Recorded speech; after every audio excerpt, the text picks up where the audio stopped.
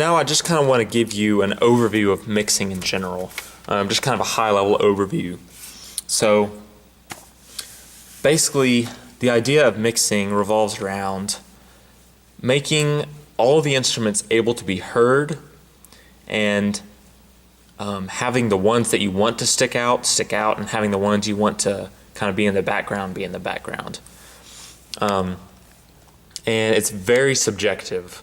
It's very hard for me to tell you how to do it because a lot of it is personal preference and based on what you want to hear and what your preferences are.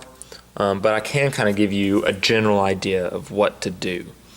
So to begin with, I'll just kind of go through each channel and say what it is and kind of what its purpose serves, and then we can come back through and kind of give a broad overview. So channel 1 is the kick. So that's the bass drum. That's going to be the driving force of the drums, basically, and kind of hold the rhythm section together and the band together as a whole. So that was really important. That one needs to be pretty loud most of the time, and you'll probably be able to feel it in the floor a little bit. And then snare is just a drum that's also a very important drum that's basically playing on beats 2 and 4 that kind of, not always, it kind of gives the feel of the music. And then you've got your toms here. Those are kind of used for fills, so it's good to be able to hear those. You've got your cymbals, overhead left and overhead stage left, overhead stage right. Those are can be used for driving as well and kind of really defining the beat at the 8th note level or emphasizing certain beats with like the crash cymbals. So it's good to hear those. So the bass kind of lays the foundation of the band. He's basically playing the root note of all the chords that the guitars and keyboards are playing. So it's really good to be able to hear the bass. He's basically laying the musical foundation for the band and serving as a glue between the drums and the bass. So if you have bass with no drums, it'll sound really different. Also, if you have drums with no bass, you'll kind of feel like the drums are kind of in their own world with the rest of the instruments because the bass just is there to glue them together.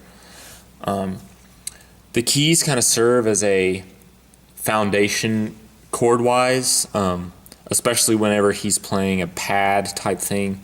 He's always playing the full chords so the guitars can kind of be more free and not have to play only the chords.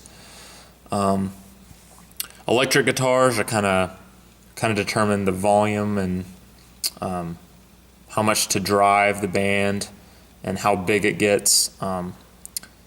Usually one of the guitars is going to be playing only chords, and so that'll kind of help to fill up the band.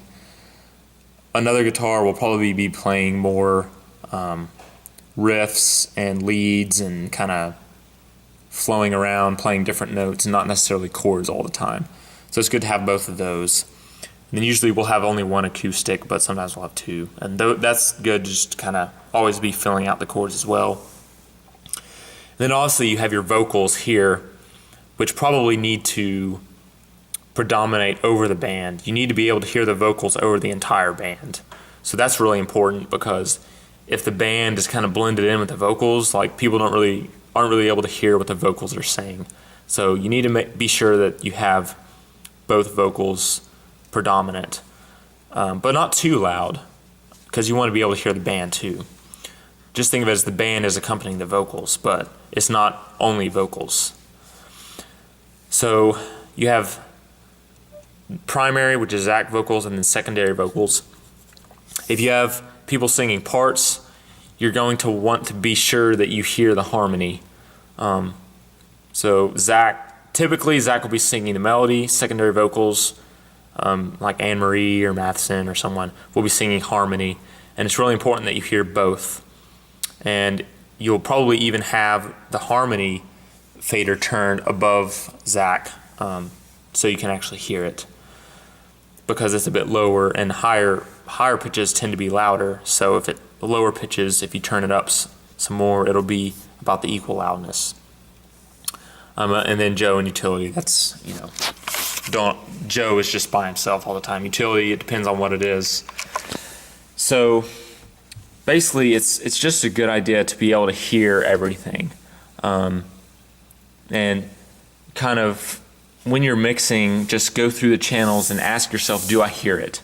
So do I hear the kick? Do I hear the snare? Do I hear the toms whenever he's doing the fills? Do I hear the cymbals? Do I hear the bass? Do I hear the keys? I may not hear the keys all the time, because it's such a foundational instrument. It probably doesn't need to stick out. It needs to be more of a background. And so whenever the band kind of breaks down and is softer, then the keys can kind of predominate. So you may not always hear the keys, but you need to be able to hear them when the band is playing soft, for sure. Are these two guitars blending, or is one louder than the other? Do I hear them? Do I hear the leads and riffs that the electric is playing? Because I need to be able to hear those and hear whenever he's playing a solo. Do I hear the acoustic playing, and do I hear the vocals? That's what I ask myself when I'm mixing, and I'm just constantly going through and making sure I hear that. And then I guess another thing you got to worry about is the sub. So that'll kind of deal with the kick and bass volume. Do I hear those? So you can really just mess with that to turn up the kick and bass. Obviously, if I want to adjust the individual level, I'm going to have to mix just mix what's going to the sub. And so I'll adjust those levels there. If I want a little bit more pop on the kick, where the head meets the drum, which is good to have that, I can mess with that there. Or if I want to have a lot of high frequencies from the bass, if I want more of those, I can adjust that there. But that's kind of the gist of the channels and what to kind of think about when you're mixing something.